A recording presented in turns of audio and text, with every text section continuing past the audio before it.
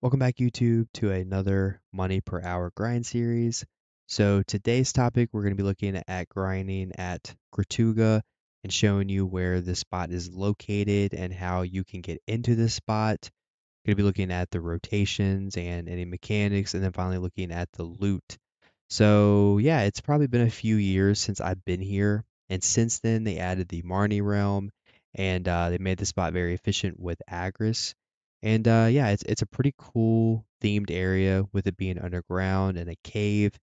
If you're a newish player, then I highly recommend checking this spot out because the gear requirements are pretty low and the money per hour is pretty good comparatively.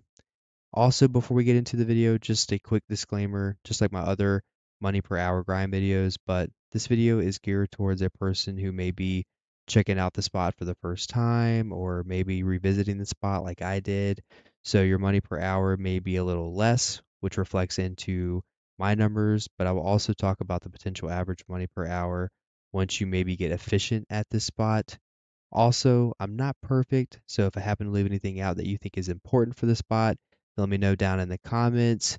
And don't forget to hit that subscribe button. Our next goal is to reach that 1,000 subscriber mark. So, y'all are legends, and your support means a lot. But with that being said, let's jump right on in. So, this spot is going to be in the BDO region, close to Alta Nova. So, I'm right here beside the node manager. But essentially, it's going to be in this area. And here is Alta Nova right over here. And essentially, you're going to come to the node manager, and then you're going to come down this hill here. You're going to do some cool movement animations to get there. And then the entrance is going to be right here. And so I'm going to speed up the video to take you to where you need to be. But essentially, once you get to the wall that you'll interact, you're just going to want to use this here. And so you'll interact with the wall and then you'll get access to go inside. There's two ways of getting in. It's either this or this. Okay. Now you'll get these here as you're grinding, right? And once you get three, you can combine it to get one of these, and that will give you access to get inside rather than having to pay to use one of these. Okay.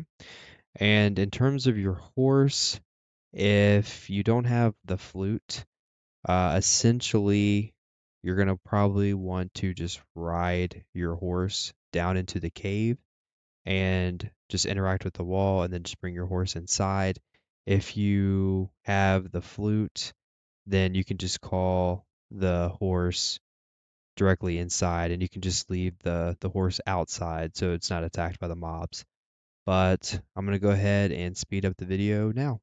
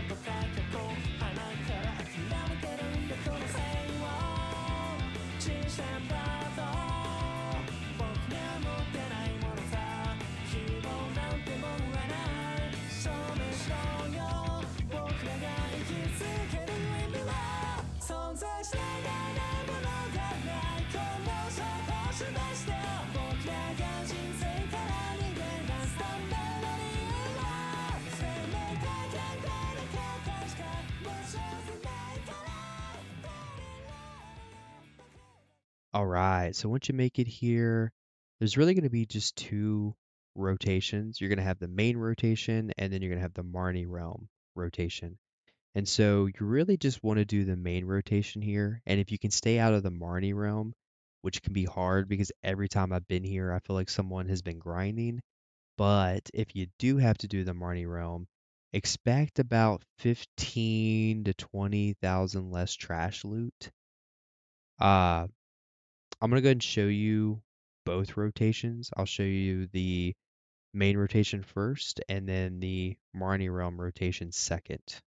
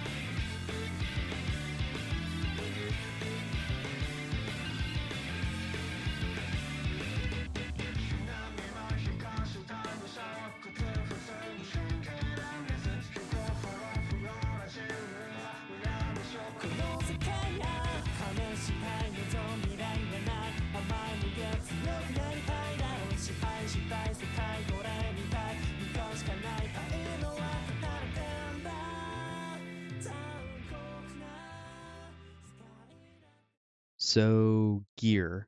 So I have the Monster Zone info pulled up at this spot, and your menu might have this at first, but I like to look at the view total stats. And so you can see that the recommended AP is 550, the recommended DP is 250, and then 600 is restricted here. And so it's a pretty fairly low entry spot. So, mechanics. There's really no specific mechanics at this spot. You're just going to grind in a circle and make sure just to watch out for some of the attacks because the mobs can knock you down, which will affect your money per hour. So, the more you can be in super armor, the better. There is one event that happens which will pop up on your screen stating a level 1 security is being activated, which will spawn elites, and you want to make sure that you kill them all just in an appropriate time frame because they will despawn and the security level will stop if you don't kill them all. But essentially, just kill the elites. And once you reach a level 3 security level, a mini boss will spawn. And once you kill that mini boss, you'll just have a higher chance for rare loot to drop.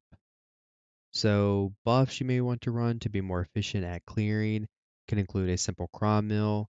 Then you have Frenzy Drought, 10 Villa buff, Church buffs, Bell's Heart, AP monster artifacts with really any PvE Lightstone combination you want to use. So drops, let's go over the drops here at this zone real quick. So I have the monster zone info pulled up. And you can see that this place pretty much drops all of the artifacts. So if you're missing a specific artifact, you can come here to try to get it. Now, if you don't need any of the artifacts, you can just melt these down to get a purified lightstone. And essentially, you can sell that on the market for like around 10 million. And then, of course, you have your accessories, right? So you're talking about earring and your Leighton's necklace. And these do actually drop pretty frequently. So 1 hour I had 4 of these drop, which is kind of nuts. And then down here you have your black stones, which can be used for enhancing, or you can use them to build fail stacks, or you can just sell it on the market. Then you have your sealed black magic crystal, which you can just click on that to get a random crystal, or you can process it down to get a magical shard. And then here you have Mass of the Pure Magic used to enhance Black Star gear. You have the Jonas fragments, which can be used to craft accessories. You have the Elkar, which is used to craft a crystal. You have Capras, which you can use to put levels into your gear to put more stats on it. And essentially, for like in-game gear, you're going to have a level 10 Capra item to get your in-game piece, or you can just sell these on the market. Then you have the traveler's map, which you can just use, which is going to be, it teleports you to the nearest town, or you can sell it on the market. Then you have your ancient spirit dust, which turned into Caphras, which is this here, right? And then this right here, so these are going to drop, and this is going to allow you to get back inside this area. Then you have the Forbidden Books, which is just going to, it's kind of like some mini bosses, and it's going to give you memory fragments. You can also just sell these on the marketplace for close to 2 million. And again, these prices do fluctuate depending. And then you have your trash loot right here, which is going to sell for 8,000. Now let's see what I got in 1 hour with just using a level 2 loot scroll with Agris. And again, make sure you're using Agris as the spot is most efficient with it, and you'll probably use about 20-ish K for about an hour, which is perfect if you only do an hour a day anyway. You can also pay the 50 million to get the tent buff for a 50% increase on your drop rate, which actually I did do for one of the hours that I was here. Also, this spot can be class specific, meaning if you have a high mobility and high AoE class, you're going to get a lot more trash than if you're playing like a striker. But let's take a look at the Garmoff numbers. So the potential average money per hour at 138% drop rate, which is what I am mostly at if there's no drop rate event going on, and also using a yellow loot scroll, is around 804 million, with the average trash being around 57K. But that's something you can maybe potentially expect once you get efficient at this spot, and also if you're like playing the proper class. Also important to note, your money per hour is going to vary based on your drop rate. So during my time here, I did mix it up with Succession, Sage, and Awakening Warrior, with also being in the Marni realm and not in the Marni realm. So my first hour that I recorded while live streaming at 188% drop rate with Sage in the Marni realm was 633 million and 40.3k trash. Then another hour with Sage not in the Marni realm was 783 million and 51.6k trash. And then transitioning to my warrior, the first hour in the Marni realm, I got around 595 million, and for the trash loot, I got around 40.1k. And then another hour not in the Marni realm, I got around 1.07 billion, and the trash loot was around 60.8k. And then my last hour with Warrior not in the Marni realm, I got around 923 million and 59k trash. So yeah, I mean this is a pretty good spot as a new player in my opinion, especially if you're in the season server. And again, as you can see by my numbers, you want to make sure to grind outside of the Marni realm if you can. And I believe at one point the Marni realm was actually pretty yoked, but it got nerfed majorly, and so now the big main rotation not in the Marni realm is pretty much where you want to be. But let me know down in the comments, have you tried this spot out recently? And are you pulling insane trash numbers? Or is there like 1,000 different people in this spot forcing you into the Marni realm? But with that being said, thanks for watching. If you like the content, then please like and subscribe. And oh, you should totally check out this other video at Jade Starlight Forest. Legit the best 1 hour since I played this game since 2016. But hey, I will see you next time, YouTube.